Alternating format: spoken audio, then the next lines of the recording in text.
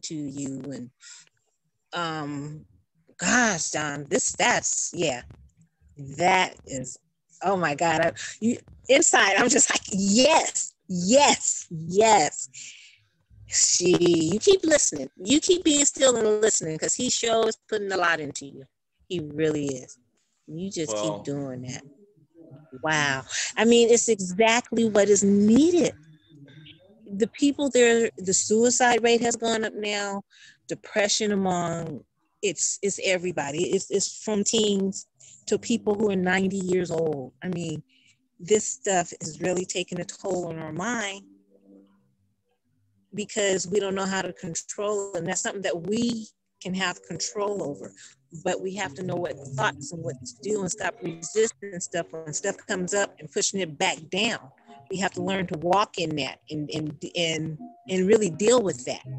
Because if you don't deal with it, you're going to be in the same. That's why people can't wake up. Because they're in the same spot. So they ignore it. They keep resisting it. When that stuff comes up, you got to deal with it. You got to deal with it. You don't live in it. You deal with it. And like push it on.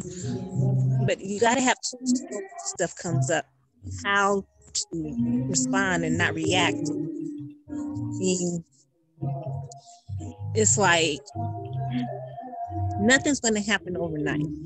It's been years. And like I said, now the seed is starting to cultivate. It's just been watering it, and the weeds been getting in there, but you pull the weeds out and you get fed. And then finally you feel something stirring up. It's stirring up and it's cultivating, and it's just growing and just receiving all that nourishment and the nurture. And it's just, but I mean, that may take another 5 years. You don't know. I'm not saying that, but it may take 6 months, it may take a year. It depends on how you work on yourself too. And what's the priority? You got to prioritize stuff. And like first thing in the morning, I know if you meditate, and people just meditate, don't turn nothing on, keep everything off. You just wake up in that stillness where you are right there, and you meditate and you breathe. But it's hard to do. The first thing we want to do is pick up the phone and see what's going on. You know what I mean? So it's an enticing habit. It's an enticing habit. Yeah. So I want to take a moment and pause and let people know who we are and what we're talking about, because what you said, we have to put that on wax. That was good stuff. I'm Don West Jr., and I'm the founder of Knockout the Stigma. And and we're having a conversation because we just posted a video that we did in 2018, and this is the lovely Tracey Williams. And because of Zoom, she's joining us from Oregon. I'm in California. She's in Oregon. And Tracey and I did a video in 2018, and we both watched it, and we posted on something that we've created called the Wellbeing Exchange. And you're probably going to see this on the Wellbeing Exchange, because that's where we're making this video for. And we were talking about how great it would be to talk about the growth that we've both had, and the places that we've gone in our personal well-being journeys in the 2 years since we made the video that was posted a few days ago. And the beginning of this conversation, right before I introduced us, Tracey was talking about the importance of doing the work and what the work is. And it started, what you didn't catch on the recording before I started recording, was we were talking about the work that we started doing together in a little red brick building in South Central Los Angeles with our coach, a lady named Marilyn Young. And her last name begins with a J, so I like to call her Coach MJ. So we were talking about Coach MJ and we were checking in, and you caught a little bit of the closeout of our check-in, but Tracey, why don't you share with the people what's been on your heart and your mind, specifically since you watched the video, because a lot of people are going to have seen that first video, or they're going to go back and watch it. But what is it that said, I would love to record another video? What did you want to say? Tell people what was on your mind, girl. Talk, preach. Hey. Well, hello everyone. Again, I'm Tracey Williams. I was looking back at that 2018 and looking at where I was and where I am now. And back then, like I was telling you earlier, Marilyn plants the seed and it's just been watering. You know, weeds can get around it or whatnot. You pull out the weeds, but you water, you continue to grow. And I don't have those suicide ideas anymore, because I've been working on me, my personal growth, and knowing that a temporary thing like that, I mean, you're dead and it's permanent, it's done for things that are happening outside of what we can control. So what I have been on a journey or learning about myself is that I am capable of doing anything that I want to do, but I need to believe in myself. I need to stop letting outside influences try to tell me who I am, because those outside influences, they don't know who they are. And so how are you going to have, you know, somebody define you of who they think you should be? And that was a lot with the suicide. I didn't think I was good enough. I wasn't smart enough. I wasn't lovable, and I didn't have hope. And so some people will really be able to relate with that through the words of "forgive them, for they know not what they do." Right? They know not what they do. Further, the words that aren't spoken because they do not know who they are, because they're not conscious and aware. So they're unconsciously doing things, unconsciously behaving. That's part of what you're saying. Yeah. And then we're interpreting like, and holding on to it when and they don't even know what they do. To that. Yeah. And it's just, it's sad and it's heartbreaking. I know I'm so much more than what I thought I was. A lot of times growing up, you see things and you think that's how it is. And you see people acting a certain way, you think that's how it is. And it's not. You've got to break that, I call it generational curse.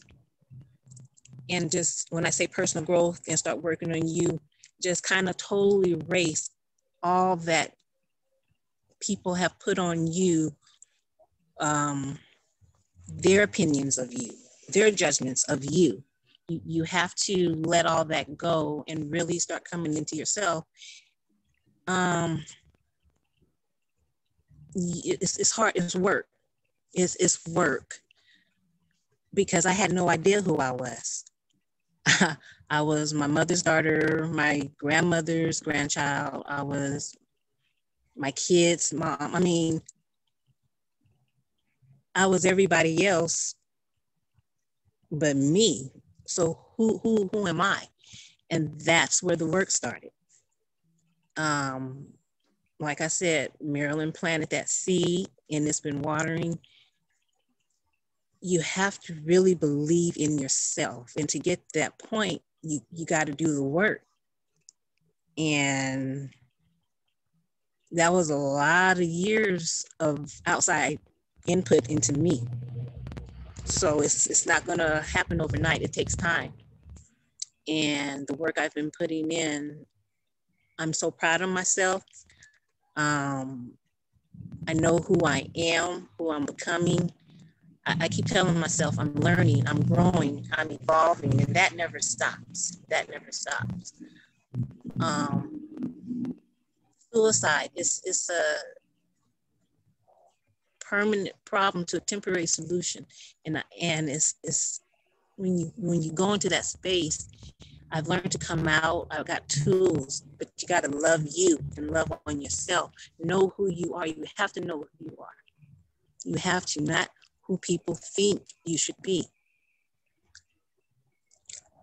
I remember this was back in 2013, and I was 38, and it was our 30th year high school reunion. And my mom went shopping with me because I wanted to buy some nice clothes. Now, here I am, 38. I'm a mother. I've worked, I've gone through whatever. But when my mom is with me, I was not an adult. I was still a child. So I'm picking out clothes that I like. And she says, oh, no, you need something else. That's not good for you. The reason I'm saying this, I didn't have a voice. I allowed my mother to pick my clothes at 38 years old because I didn't believe in myself to make a decision like that. My mom had to make that for me. And what I'm saying is, if I didn't make the change and start putting work in myself, I'd still be the same way. I'd be lost. I'd be confused. I'd be doing the same thing I've been doing all my life. And it's hard when you don't know who you are. But I finally got my voice. I look at things differently. I take into, I guess, I don't talk bad about myself anymore. No more negative self-talk. Can I stop I don't know. and just focus on that point for 1 second? Because that's been my experience as well.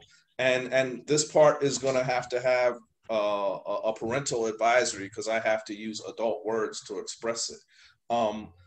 But in my experience, 5 years ago, my self-talk, the voice in my head was the most negative, pessimistic motherfucker. He was always chattering, and he was undermining, and just constantly going. And the beauty to mirror what you're saying, because we've been involved in some of the same work and the same journey of recovery, is that my self-talk is not only is that voice like, I don't know if you remember in A Beautiful Mind where all his voices were standing in the corner and they were there, but they couldn't say anything. That's kind of how I feel with the voices in my head. They're there, but they don't chatter all the time. They're just quiet. And that's that. But the change and the transformation from doing the work that you're discussing and sharing has brought about that change in my own experience, right? And so now when I have those moments when I actually sit still and settle down, instead of having this negative motherfucker, I actually have it. So I start from a moment of a little bit of silence and a little bit of peace when I start to breathe, instead of quieting them down and then getting there for a second and holding it for it. Now that's kind of the starting point. So it's a big difference in the experience from 5 years ago to where I am today, which is part of why it's such a different experience from what we were having 2 years ago when we sat down in video and talked on the video. And it is this personal growth, it's change. You cannot sit and be idle and not do anything. You know, you have to put in the work. You have to confront with your demons or whatever you want to call it. You cannot resist those things, because if you keep resisting, you're still going to suffer. Why would you want to keep suffering? You know, so you have to walk through it. You have to go through it. I don't care how many times. If you have to do it 50 times, it doesn't matter. You have to put in the work and really confront what's deep down inside, what that pain is, what really, what is that? If somebody comes to you and says something and you get angry, what are you getting angry for? You know what I mean? So you've got to work with you, on you, and love you. internally. It's just no other, there's nothing else. You have to work, and it's beautiful. It's painful and it's beautiful at the same time. But I am just elated where I am. I don't know if I told you I've registered. I'm going back to school. I'm going to You didn't finish tell and me. complete. No, I'm going to finish and complete what I started over 30 years ago, what I kept telling myself I couldn't do and I wasn't good enough for. So thank you. I took my test for placement and I placed in the college level algebra in English. That means putting in the work. I was looking at those YouTube videos. I kept telling myself, oh yes, Tracey, you can do it. You know what you're doing. You can do it. And I just worked through it on those videos. And when I took the placement test, I placed good. And I was still doubting myself when I was taking the test, and I kept going and I kept doing it, So We're more powerful than we'll ever know. Yes. So I'll be starting this school in the winter. Just taking basic classes, but after that, I don't know. I feel I can just accomplish anything, So if you're watching this video, you got to give Tracey some love and some encouragement in the comments and everything, because this winter she's starting school, and this is so one of the coolest things about so one of the things that we're sharing with you guys, and one of the things that we do in our practices as coaches, is we do something called postmodern coaching. And one of those things is that you have to give yourself a project. That's how you get yourself out of the depression and out of the funk. And you give yourself projects, and you move yourself forward through your projects. And so one of the things that I see is that Tracey's describing one of her projects. And one of the steps that she had to do was to do the studying in her project that kept her from being in a funk, that kept her from not taking a shower, that kept her from sitting around thinking. And she was doing the YouTube videos, she was doing the steps and making the progress. And that's what we do in our coaching. And Tracey is a coach, I'm a coach. We live it. We have our own coach, Coach Marilyn. And we're all following the example of another coach, Dr. Walker. And so I did all that because I remember my very first time going to life coaching, Tracey. Our good friend Cedric was in the class, right? And it was his first day too. Yes. And we started talking about our projects. And Dr. Walker was the coach at that time. And Dr. Walker asked us to say what our projects were. And I always remember Cedric, because he's older than I am. I'm 46 years old, and Cedric's older than I am. And Cedric said his project was to get a driver's license.